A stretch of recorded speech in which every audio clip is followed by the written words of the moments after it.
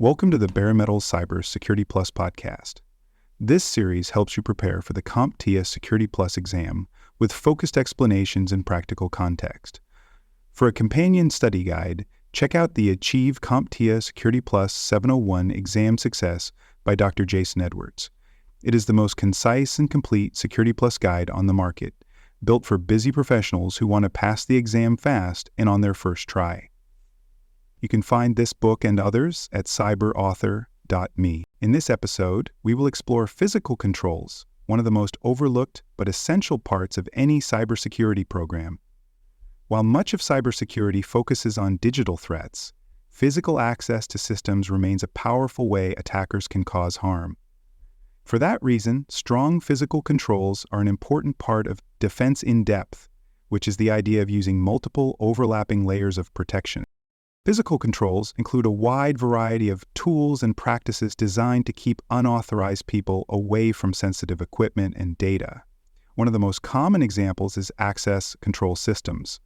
These systems may include keycard readers, biometric scanners, or keypad locks.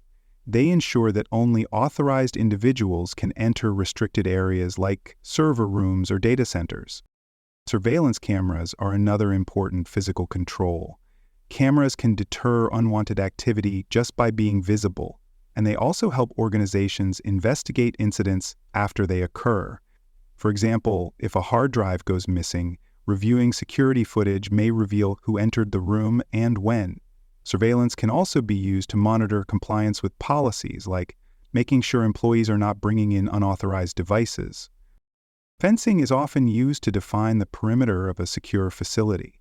While it may seem basic, a well-built fence can delay intruders, restrict visibility, and create a psychological barrier. Many organizations combine fencing with other controls, like motion sensors or lighting, to create a more complete solution.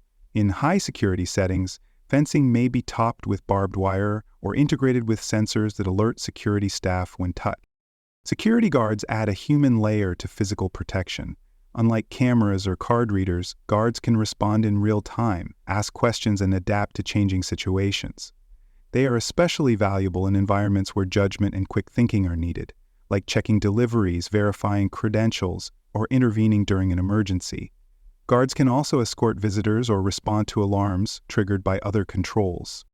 Together, these physical controls support the broader defense-in-depth strategy by protecting systems from physical compromise. Even the best firewall in the world cannot stop someone from walking into a server room and unplugging a device. That is why organizations use multiple layers, technical, managerial, operational, and physical, to reduce the chance of any single weakness leading to a serious breach. Physical controls are especially effective against certain types of threats. These include theft of hardware, unauthorized access to sensitive areas, tampering with network equipment, and even environmental sabotage like cutting power or damaging air conditioning systems. By preventing or delaying physical access, these controls help safeguard both digital and physical resources.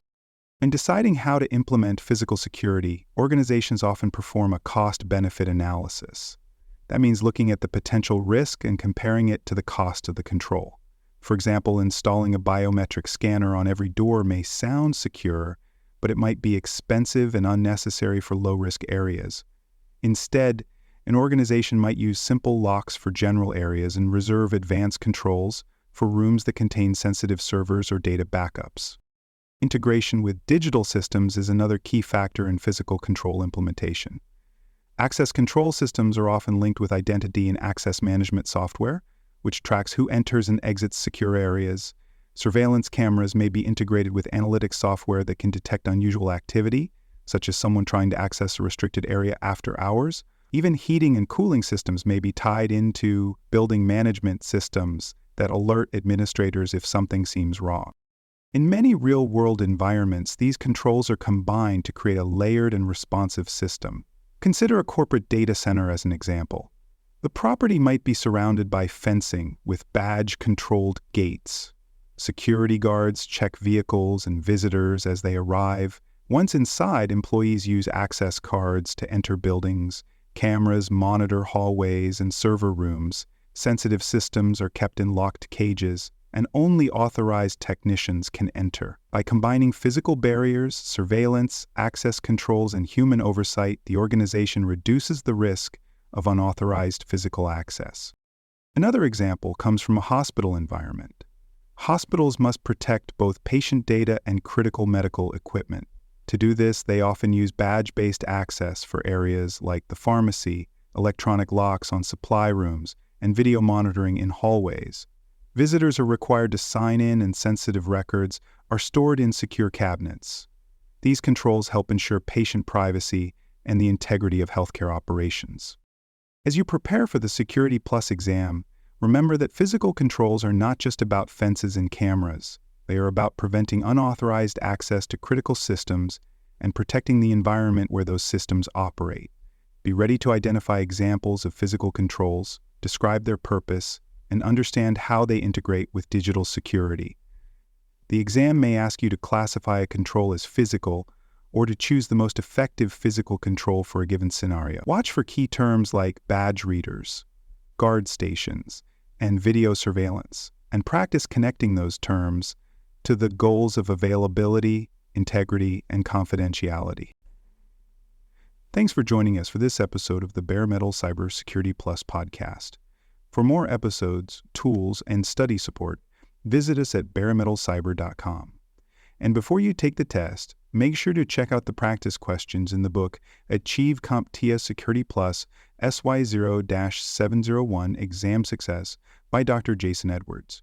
They cover every domain and are a powerful way to lock in your knowledge.